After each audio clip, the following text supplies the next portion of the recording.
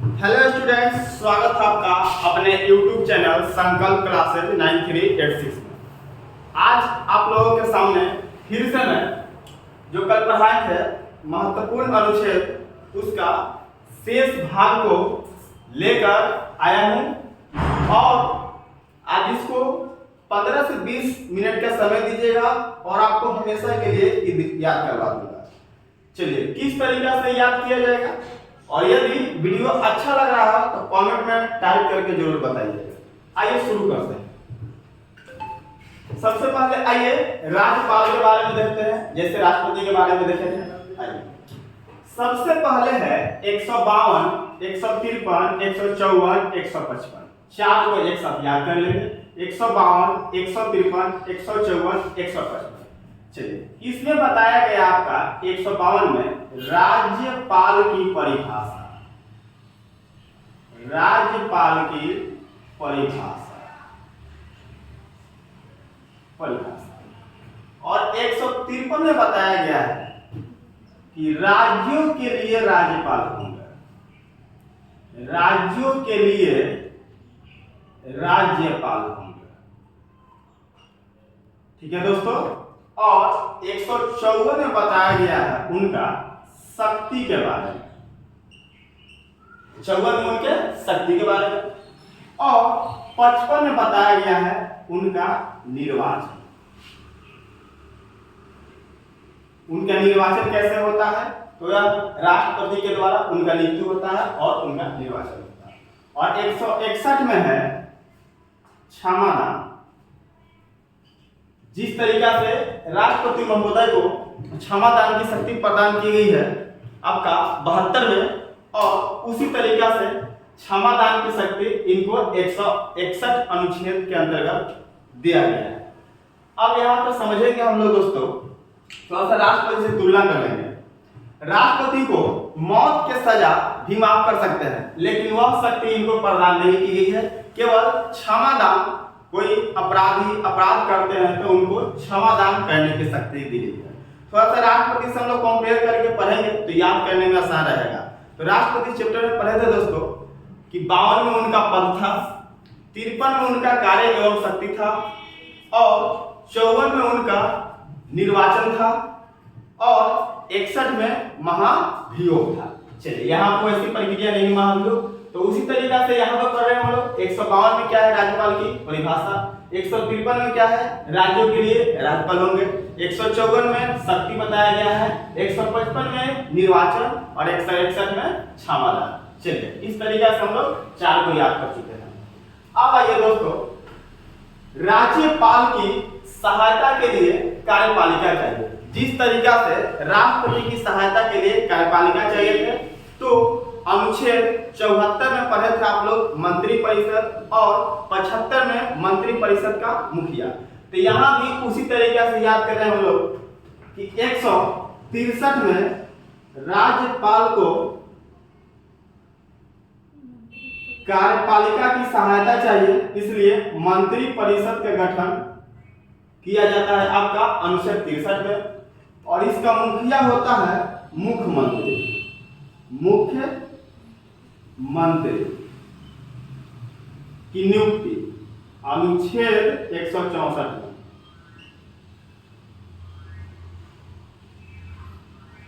चलिए मुख्यमंत्री की नियुक्ति किनके द्वारा की जाती है, तो राज्यपाल के द्वारा की जाती है। चलिए 165 में है दोस्तों आपका, 165 में है, चलिए याद कर लिए। 163 में क्या है मंत्री परिषद, 164 में क्या है मुख्यमंत्री की नियुक्ति, 165 में क्या है महाधिवक्ता। 165 में क्या है दोस्तों महाधिवक्ता। जिस तरीका से अनुच्छेद 76 में आपका प्रधानमंत्री की सहायता के लिए, कानूनी सहायता के लिए महान्यायवादी थे, उसी तरीका से 165 में आपका मुख्यमंत्री की सहायता के लिए महाधिवक्ता,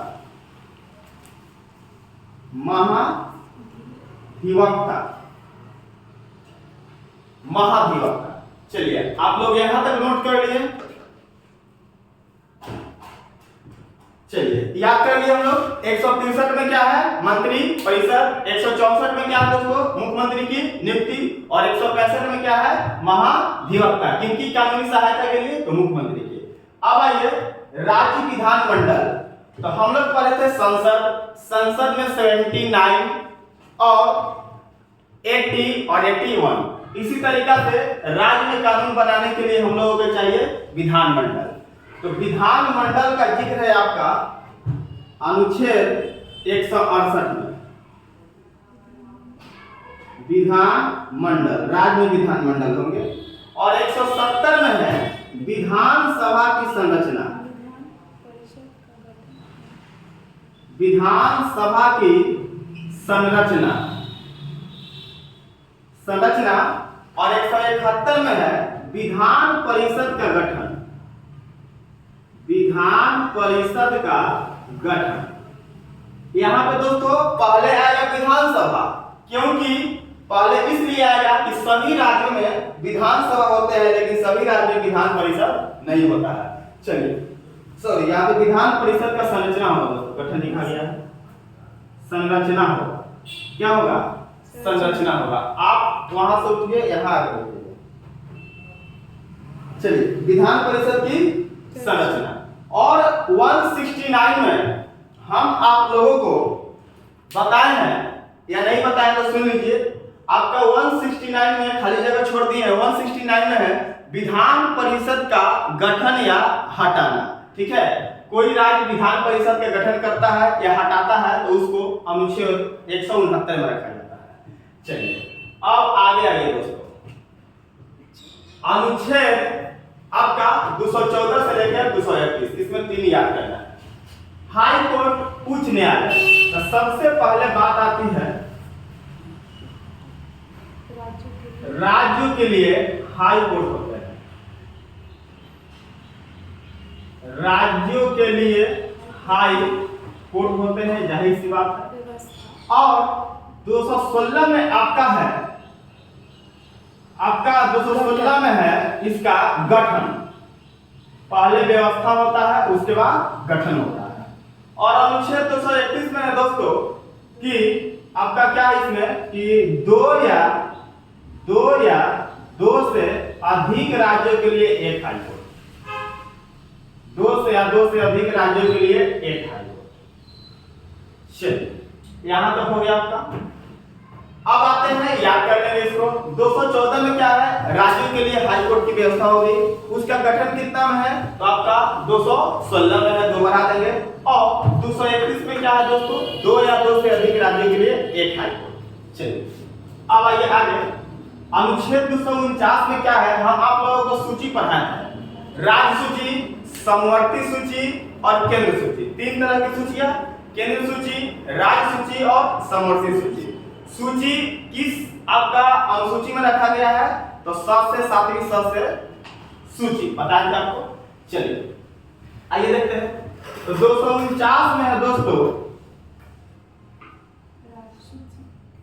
राज्य सूची के विषय पर केंद्र कानून बनाएगा।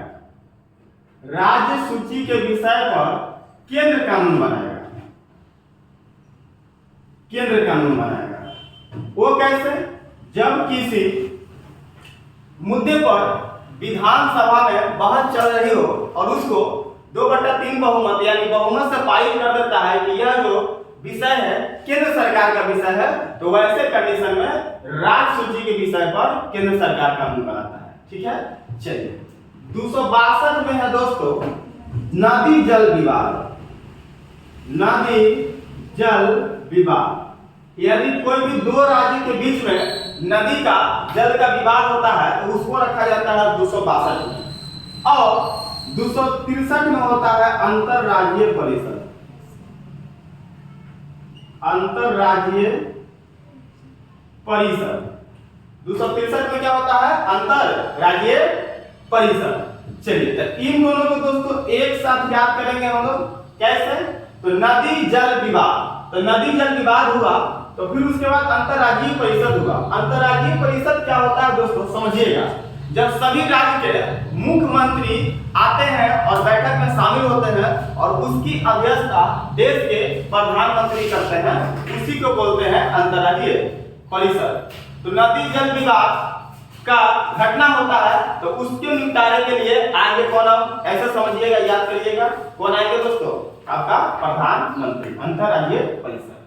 अब आइए दोस्तों 266 और 267 को एक साथ याद रखेंगे। कैसे, देखिए तो 266 में है संचित निधि, संचित निधि भारत सरकार के जो भी पैसों की वसूली होती है, आय का वसूली होती है, उसको जमा किया जाता है संचित निधि में। अब आइए 268 में है आपका दोस्तों आकस्मिक निधि, आकस्मिक निधि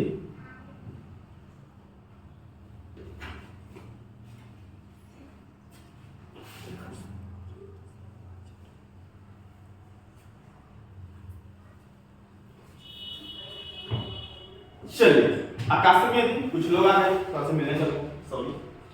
चलिए 280 में क्या है दोस्तों, 280 में है वित्त आयोग,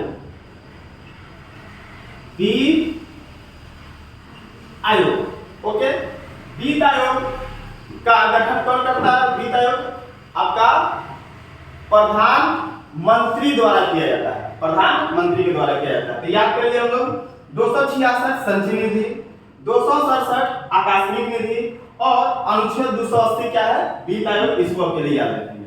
अब देखिए दोस्तों 312 315 को एक साथ, अनुच्छेद 312 में क्या है, तो अनुच्छेद 312 में है अखिल भारतीय सेवा, अखिल भारतीय सेवा। अखिल भारतीय सेवा के अंतर्गत कौन कौन सा सर्विस आते हैं, जरा सा देख लीजिए आप। IAS, IPS, IAS, तो इसका मतलब प्रशासनिक सेवा, पुलिस सेवा, और इसका मतलब होता है वन सेवा। आप लोग के परीक्षा में कभी कभी करवाने के लिए दे देता है आपका IFS अकॉर्डिंग देगा, इसका मतलब होता है दोस्तों विदेश सेवा, इसका मतलब क्या होता है, विदेश सेवा।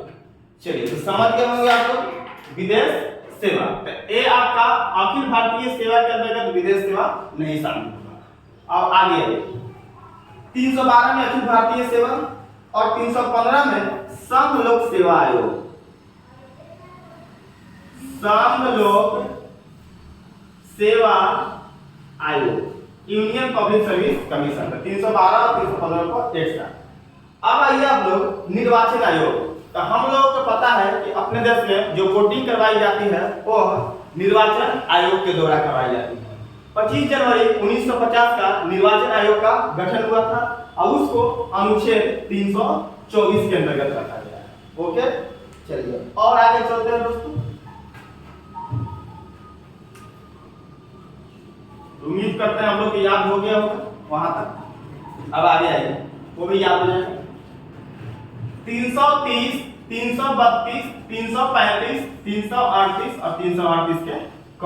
आइए इसको याद करना और आसान है दोस्तों। आइए इसमें है दोस्तों लोकसभा में SC ST को आरक्षण दिया गया है, SC और ST को आरक्षण दिया गया है। और 332 में याद रखेंगे दोस्तों विधान सभा में SC और ST को आरक्षण दिया गया है, ठीक है। और 335 में है दोस्तों सरकारी नौकरी में SC और ST का आरक्षण की बात कही गई है। आरक्षण, आरक्षण रिजर्व सीट होता है, आरक्षण। चलिए ये दोनों का एक साथ याद रखेंगे दोस्तों।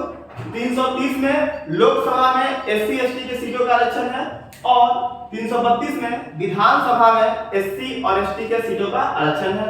और 335 में क्या है दोस्तों, सरकारी नौकरी में SC ST का आरक्षण। अब आइए 338 में है दोस्तों SC आयोग, SC आयोग। और 338 के क में है ST आयोग, यहाँ पे पहले मैं इसको समझा दे रहा हूँ। 338 के बाद उसमें 2 और ऐड कीजिएगा और 340 में है दोस्तों आपका, 340 में है ओबीसी आयोग। ओबीसी आयोग कितना आसान है याद करना। चलिए याद हो चुका होगा, इधर से 4 इधर है 5, इन दोनों को भी याद कर लेंगे हम लोग। आइए इसमें क्या है जरा सा देखिए। तो 331 में है लोकसभा में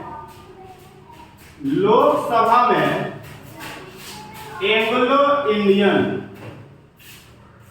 का आरक्षण दिया गया। यहां से याद किए थे एससी एसटी, यहां से याद रखेंगे 331 और 333। तो 333 में है विधानसभा में एंग्लो इंडियन को आरक्षण दिया गया। कितना आसान है दोस्तों याद करना। 330 में लोकसभा में एससी एसटी को आरक्षण और 332 में विधानसभा में एससी एसटी का आरक्षण और 331 में क्या है दोस्तों, लोकसभा में एंग्लो इंडियन का आरक्षण और 333 में क्या है, विधानसभा में आपका एंग्लो इंडियन का आरक्षण। चलिए अब आइए हम लोग पहुंच गए हैं राजभाषा 343। तो हम लोगों को 2 भाषा के रूप में हिंदी और लिपि के रूप में देवनागरी को अपनाई गई। चलिए इस तरीका से 343 को याद कर लेंगे हम लोग। राजभाषा के जिक्र है आपका भाषा के रूप में हिंदी और लिपि के रूप में देवनागरी। अब आइए आपात उपबंध। तो इसमें याद कैसे करेंगे दोस्तों जरा से देखिए। इसमें 4 का वृद्धि किया है। 4 का क्या किया है, वृद्धि। बताइए ना 352 में जोड़ेंगे 4 कितना होगा, 356। 4 जोड़िए 360। तो 352 में आपका आपातकाल राष्ट्रीय आपातकाल जिसको हम लोग बोलते हैं, और 356 में आपका राष्ट्रपति शासन और इसमें है आपका द्वितीय आपातकाल। चलिए आपातकाल हमारे देश में राष्ट्रीय आपातकाल कब लगेगा, जब कोई बाहरी देश हमारे देश पर आक्रमण करता है वैसे कंडीशन में।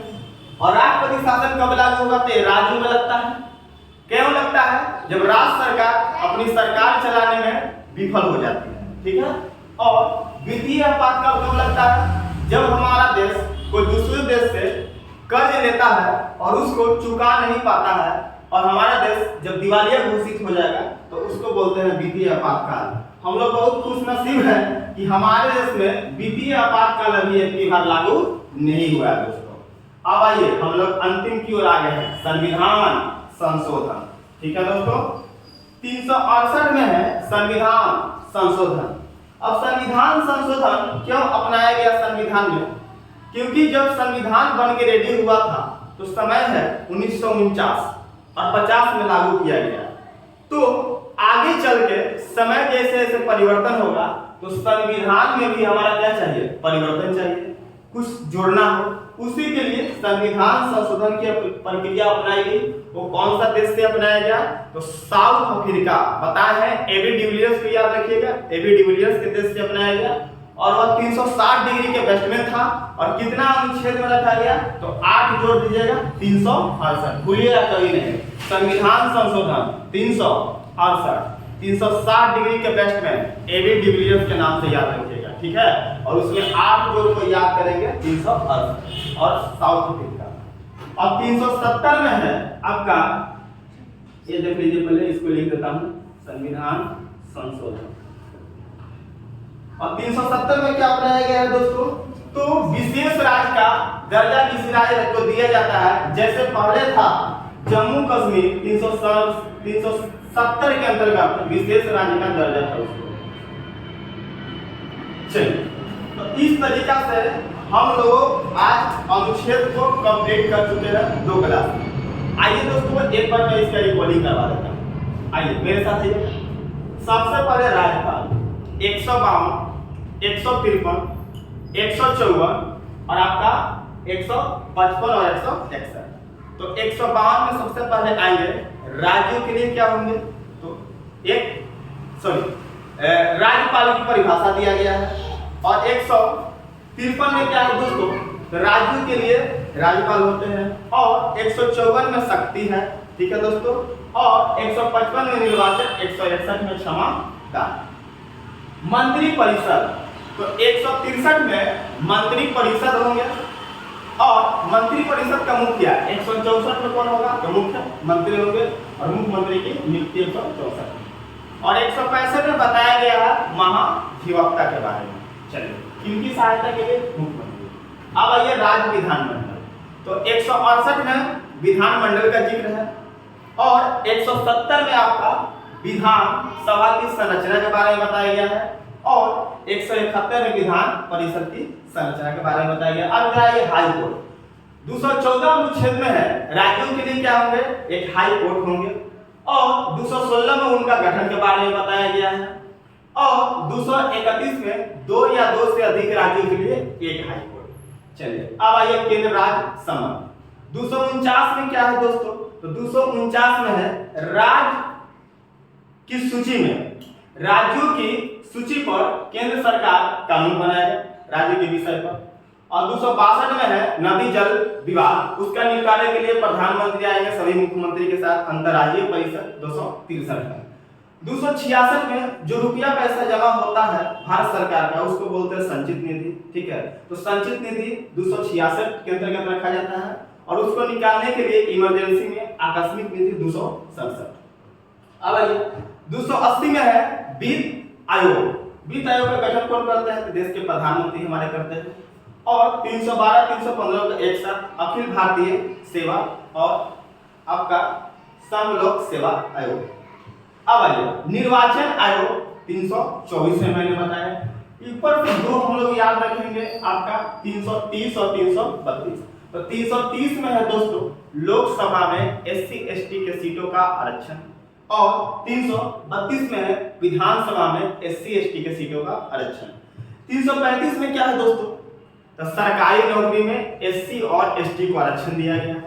338 में क्या है दोस्तों, तो एससी आयोग, और 338 के क्रम में क्या है, एसटी आयोग। बोले तो 340 की याद रखिएगा, उसमें क्या है, ओबीसी आयोग। चलिए, हो गया कंप्लीट इन दोनों का एक साथ। आपको अनुच्छेद 331 में क्या है, लोकसभा में एंग्लो इंडियन का आरक्षण, और 333 में क्या है, विधानसभा में एंग्लो इंडियन का आरक्षण। चलिए, अब आइए राजभाषा 343 में भाषा में हिंदी और लिपि में देवनागरी। अब आइए आपात उपबंध, ये तीनों के एक साथ चार चार जोड़ के 352 356 और 4 जोड़े 307। 352 में क्या है, राष्ट्रीय आपातकाल। 356 में क्या है, राष्ट्रपति शासन, और 360 में क्या आपका वित्तीय आपातकाल, जो हमारे देश में अभी लागू नहीं हुआ है। अब ये लास्ट आते हैं 368 में है दोस्तों संविधान संशोधन की प्रक्रिया, कहां से लिया गया, साउथ अफ्रीका से। कितना अनुच्छेद में रखा गया, 368। कैसे याद रखेंगे, भूलेंगे नहीं इसको, तो याद रखेंगे हम लोग ऐसे कि 360 डिग्री का बैट्समैन एबी डिविलियर्स थे, उनमें 8 और जोड़ दीजिए। 368 में संविधान संशोधन कौन सा देश थे, साउथ अफ्रीका। चलिए, 370 में था आपका विशेष राज्य का दर्जा जम्मू कश्मीर को। चलिए, तो इस तरीके से हम लोग आसानी से याद कर लिए दोस्तों, और यदि आप लोग हमेशा के लिए याद रखना चाहते हैं तो एक बार पेन डाउन जरूर कर लीजिएगा, और इसको अपने से भर लीजिएगा, उसके बाद ये सारे मैटर को आप लिख कर याद कर सकते हैं। चलिए, वीडियो अच्छा लगा हो तो लाइक, कमेंट और दोस्तों के साथ शेयर कर दीजिएगा, और सब्सक्राइब करना मत भूलिएगा। चलिए, आज के लिए धन्यवाद।